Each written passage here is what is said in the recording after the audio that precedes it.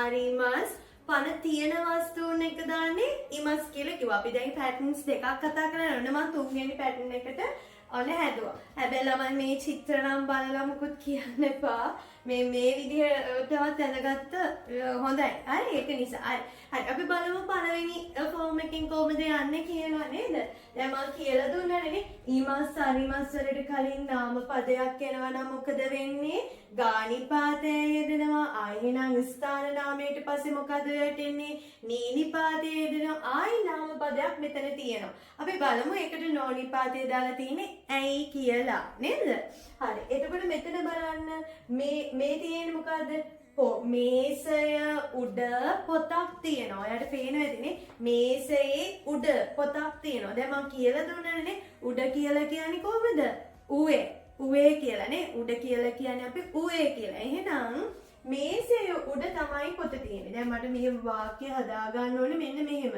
මොකද මගේ වාක්‍ය මේසය උඩ පොතක් තියෙනවා. උඩ පොතක් තියෙනවා. එහෙනම් කොහොමද අපි මේක හදන්නේ මට කියන්න. හරි. එතකොට දැන් පොතක් තියෙන්නේ. තියනවා කිව්වම එහෙනම් පණ තියෙන දෙයක්ද?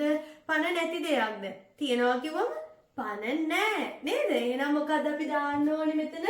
අරිමස්. අරිමස් කියන එක තමයි දාන්න ඕනේ. එහෙනම් මොකද වෙන්න ඕනේ? තියෙන්නේ මොකද්ද? පොතක් තමයි තියෙන්නේ. කොහෙද තියෙන්නේ? මේසයේ උඩ. හරි මේසයේ උඩ තමයි තියෙන්නේ. එහෙනම් බලන්න අපි කොහොමද මේක හදන්නේ කියලා. හරි? තියනවා කිව්වොත් අපි කිව්වා අරිමස් දානවා කියලා. දැන් මේසෙට කියන වචනේ ඔයාලා දන්නවා මොකද්ද? සුකුවේ කියන්න පුළුවන්. තව තේබුරු කියන්න පුළුවන් නේ. තේබුරු කියන්නත් පුළුවන්. එතකොට තේබුරු කියන එක ටේබල් කියන එකෙන් තමයි ඇදිලා තියෙන්නේ නේ. සුකුවේ කියන එක ජපනීස්ම වචනයක් විදිහට ගන්න පුළුවන් නේද?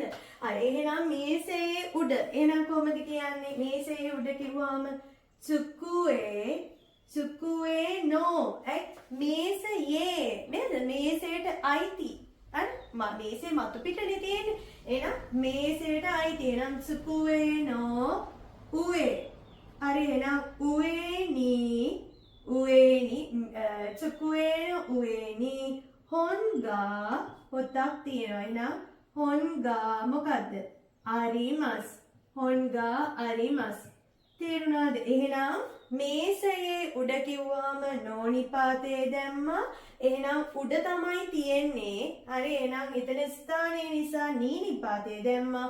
පොතක් තියෙන්නේ. ඉමස් හරිමස් වලට කලින් පොත කියලා තියෙනවා. එහෙනම් මොකද දාන්නේ? ගානිපාතේ දාලා තියෙනවා. නේද? හරි ඒ විදිහට හදාගත්තා. හරි බලන්න දෙවනි පික්චර් එක රූප සටහන. එතන තියෙන්නේ මොකද්ද? මේසය යට කවුද ඉන්නේ? පූසෙක්. මෙහා මේ නෙකෝ හොඳේ මම ලිව්වෙත් ඒකයි. නැත්නම් ඔයාලා කියන්නේ වෙන මොකෙක් හරි ලියලා කියලා. හරි. එතකොට නෙකෝ කියන්නේ පූසා. හරි එහෙනම් මේසය යට කවුද ඉන්නේ? පූසෙක් ඉන්නවා. එහෙනම් කොහොමද කියන්නේ අපි මේසය යට